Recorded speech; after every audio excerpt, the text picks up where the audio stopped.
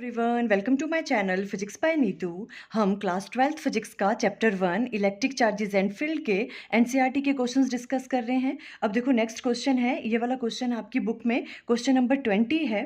Question है a conducting sphere of radius 10 centimetre has an unknown charge. एक conducting sphere आपको given है, इस तरह से मान लो ये कंडक्टिंग स्फीयर है, इसका रेडियस आपको गिवन है 10 सेंटीमीटर, ठीक है। हैज़ एन अननोन चार्ज, हमें नहीं पता इसके अंदर कितना चार्ज है, ठीक है, चार्ज की वैल्यू हमें पता नहीं है।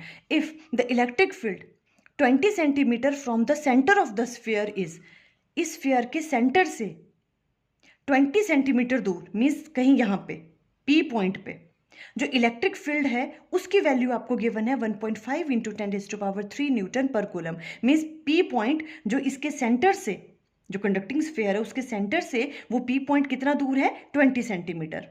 इस पी पॉइंट पे आपको इलेक्ट्रिक फील्ड की वैल्यू गिवन है, ये वाली यहाँ पे, इसकी वजह से यहाँ पे जो इलेक्ट्रिक फील्ड लग रही है पी पॉइंट पे उसकी वैल्यू आपको गिवन है, ठीक है। एंड पॉइंट्स रेडली इनवर्ड, और इलेक्ट्रिक फील्ड कहाँ को लग रही है, इनवर्ड डायरेक्शन में लग रही है, इस तरफ को, मीन्स ई की डायरेक्शन कहाँ है, इस तरफ को है, इनवर्ड।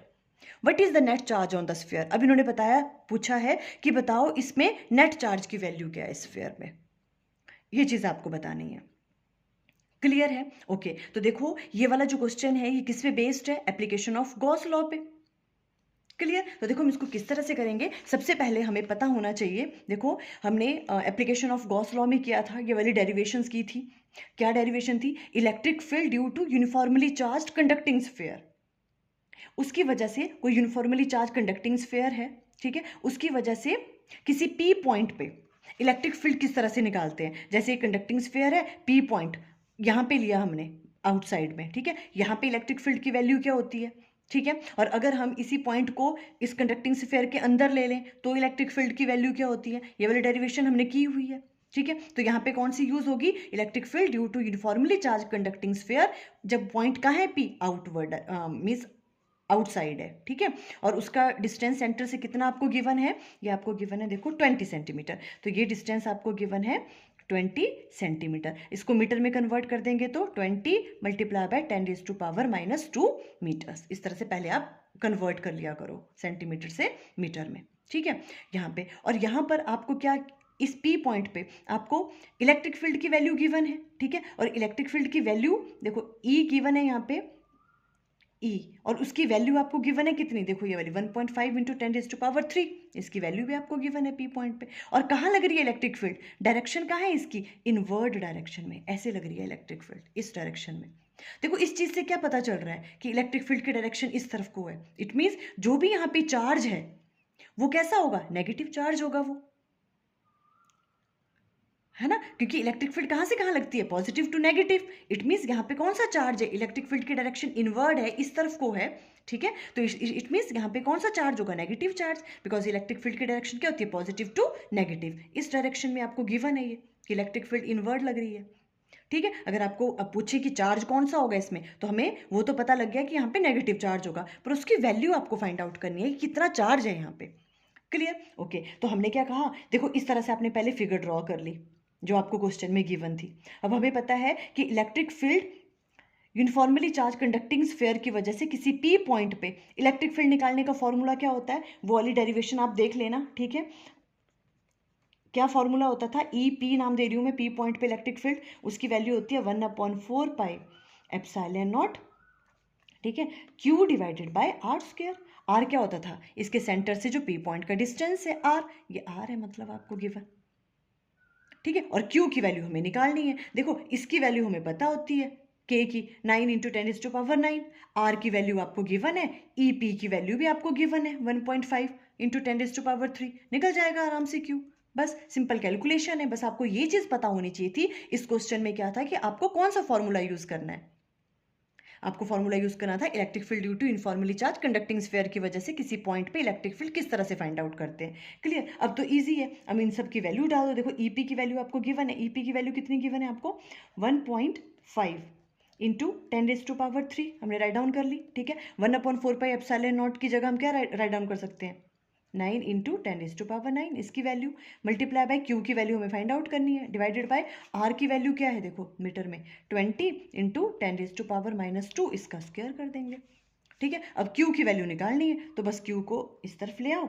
Q इक्वल टू क्या हो जाएगा, ये क्रॉस मल्टीप्लाई करेंगे तो यहाँ आएगा 1.5 इंटू 10⁻³ मल्टीप्लाई बाय ये वाली चीज़ तो यहाँ आ जाएगा 20 इंटू 10⁻⁻² मल्टीप्लाई बाय 20 इंटू 10⁻⁻²। इसका स्क्वायर है, इस चीज़ को इससे मल्टीप्लाई कर दिया। कोई प्रॉब्लम, क्लियर?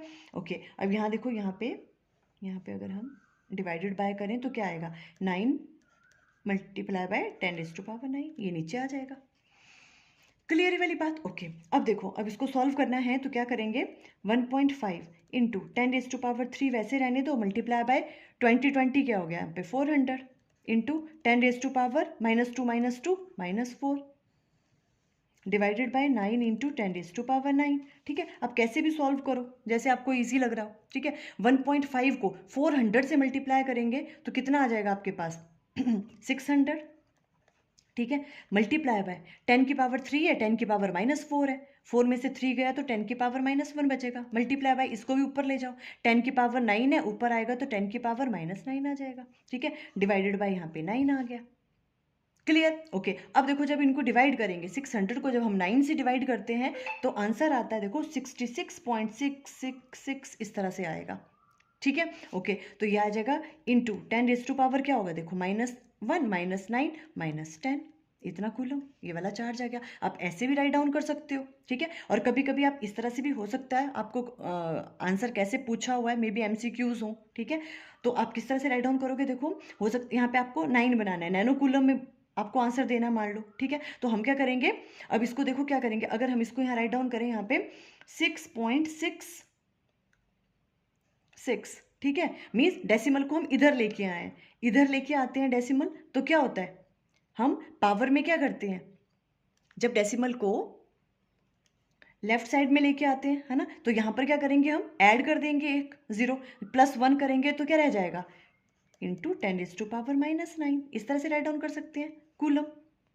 और इसी चीज़ को आप ऐसे भी लिख सकते हो 6.67, बिकॉज आगे 6 है, 6 में एक ऐड कर दो तो 6.67 लिख सकते हैं नैनो कूलम, बिकॉज 10⁻⁻9 को क्या लिख सकते हैं, नैनो कूलम। ऐसे भी लिख सकते हो आप आंसर। ये आगे आपके पास कितना चार्ज है, इतना चार्ज है इसके अंदर। अगर इसकी वैल्यू आप पूछें कि पॉजिटिव है नेगेटिव, तो ये वैल्यू कैसी होगी, नेगेटिव, बिकॉज इलेक्ट्रिक फील्ड कहाँ लग रही है, इनवर्ड, और इलेक्ट्रिक फील्ड कहाँ से कहाँ लगती है, पॉजिटिव टू नेगेटिव चार्ज की तरफ को लगती है। तो यहाँ पे ये कौन सा चार्ज होगा, नेगेटिव चार्ज। बस सिंपल इस तरह से करोगे आप। ठीक है, स्क्रीनशॉट लेना है तो आप यहाँ से ले लेना। क्लियर ये वाला क्वेश्चन? अब देखो नेक्स्ट क्वेश्चन ले रहे हैं हम, ये क्वेश्चन नंबर 21 है आपकी NCERT बुक में। देखो क्वेश्चन क्या है, a uniformly charged conducting sphere of 2.4 metre diameter has a surface charge density of 80 microcoulomb per metre square. एक uniformly charge conducting sphere given है आपको, इसमें भी उसका डायमीटर आपको गिवन है। ठीक है, इस तरह से मान लो, इस तरह से ये आपके पास एक कंडक्टिंग स्फीयर गिवन है और इसका डायमीटर आपको गिवन है 2.4 metre. Has a surface charge density, अब इस क्वेश्चन में आपको नई चीज ऐड की है, सरफेस चार्ज डेंसिटी। इसे हम डिनोट करते हैं सिग्मा से, सरफेस चार्ज डेंसिटी, और इसकी वैल्यू किसके बराबर होती है, चार्ज अपॉन एरिया। ठीक है, क्यू अपॉन सरफेस एरिया। इसकी वैल्यू आपको गिवन है, मीन सिग्मा की वैल्यू आपको गिवन है 80 microcoulomb per metre square. 80 into micro की जगह हम राइट डाउन कर सकते हैं 10⁻⁻6, इसकी वैल्यू आपको गिवन है। ओके, बस यही चीज़ें गिवन है। फाइंड क्वेश्चन फर्स्ट वाले ये पार्ट में कह रहे हैं ये, find the charge on the sphere, बताओ इस स्फीयर पे कितना चार्ज है, उसकी वैल्यू आपको फाइंड आउट करनी है। ठीक है, सिंपल, बस इस वाले क्वेश्चन में आपको बस यही चीज पता होनी चाहिए थी, सरफेस चार्ज डेंसिटी का फॉर्मूला क्या होता है। ठीक है, वो क्या होता है, क्यू अपॉन सरफेस एरिया। ठीक है, और सिग्मा की वैल्यू आपको गिवन है, क्यू की वैल्यू हम निकाल लेंगे, सरफेस एरिया क्या होता है 4πr², है ना, और आर की वैल्यू, रेडियस हम निकाल सकते हैं, डायमीटर आपको गिवन है यहाँ से, सिंपल, कुछ भी नहीं करना है। ठीक है, अभी हम यहाँ पे देख लेते हैं, डायमीटर आपको गिवन है ना, डायमीटर कितना गिवन है 2.4 मीटर, तो रेडियस निकाल दो यहाँ से, इसका हाफ हो जाएगा, है ना, 2.4 डिवाइडेड बाय 2 दैट इज 1.2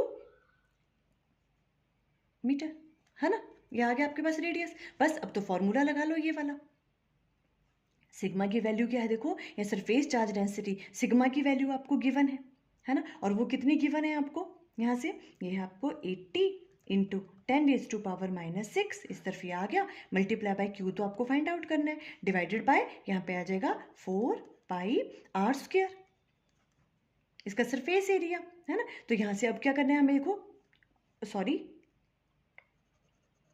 यहाँ पे इक्वल है, ठीक है, ये सरफेस चार्ज डेंसिटी और equal to Q upon surface area, ठीक है, इक्वल टू है ये। अब यहाँ से क्यू निकालना है हमने, तो क्यू निकाल लो क्रॉस मल्टीप्लाई करके, इसको इससे मल्टीप्लाई करेंगे तो आएगा 80 इंटू 10⁻⁻6 मल्टीप्लाई बाय आ जाएगा 4, पाई की वैल्यू क्या होती है 3.14 इंटू आर की वैल्यू क्या है 1.2, तो 1.2 मल्टीप्लाई बाय 1.2। क्लियर, ये चीज़ आप सॉल्व कर लेना मल्टीप्लाई करके, और जो आपके पास सॉल्व करके आएगा वो आएगा 1.45 इंटू 10⁻⁻3 कूलम, इतना चार्ज है इसके अंदर। यही चीज़ इन्होंने पूछी थी कि चार्ज की वैल्यू फाइंड आउट करो फर्स्ट वाले पार्ट में। क्लियर हो गया, चार्ज की वैल्यू पता लग गई। सेकेंड पार्ट में what is the total electric flux leaving the surface of A sphere. अब बताओ, यहाँ से चार्ज की वैल्यू तो पता लगी कि यहाँ चार्ज कितना है, ठीक है, अब बताओ कि कितना इसमें से क्या हो रहा है, इलेक्ट्रिक फ्लक्स जो है वो बाहर आ रहा है। इलेक्ट्रिक फ्लक्स की वैल्यू निकालनी है तो सिंपली गॉस लॉ लगा दो। अब हमें चार्ज पता है, क्लोज सरफेस भी है ये, है ना, तो बाय गॉस लॉ क्या होता है, फाई ई किसके बराबर होगा, Q upon epsilon not. Simple, Q की वैल्यू आपको ये वाली हमने निकाली 1.45 इंटू 10⁻⁻3, एप्सिलॉन नॉट की वैल्यू पुट कर दो 8.85 इंटू 10⁻⁻12, और इसको सॉल्व कर लेंगे, ठीक है। सॉल्व करने के बाद वैल्यू आपके पास ये आ जाएगी 1.64 इंटू 10⁸8, ठीक है। यूनिट्स अच्छे से देख लेने हैं, यूनिट्स क्या होते हैं इलेक्ट्रिक फ्लक्स के, न्यूटन मीटर स्क्वायर पर कूलम, ये वाली चीज़ आ गई। चार्ज की वैल्यू हमने निकाल दी, बस इस तरह से सॉल्व करोगे क्वेश्चन। सिंपल, इस क्वेश्चन में क्या था, आपको सरफेस चार्ज डेंसिटी का पता होना चाहिए, वो किसके बराबर होता है, sigma equal to Q divided by A. तो देखो आज ये हमने 2 क्वेश्चंस कर लिए, आई थिंक आपको क्लियर हो गए। Okay, thank you.